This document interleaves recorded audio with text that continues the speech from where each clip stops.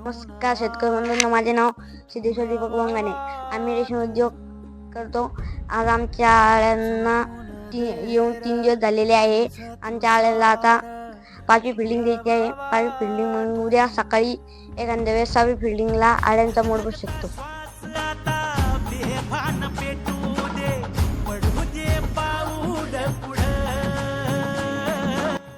मोड बसायची शक्यता आहे म्हणून त्याच्यामुळं आपण 5वी फिल्डिंग देऊन टाकतो. तरी पण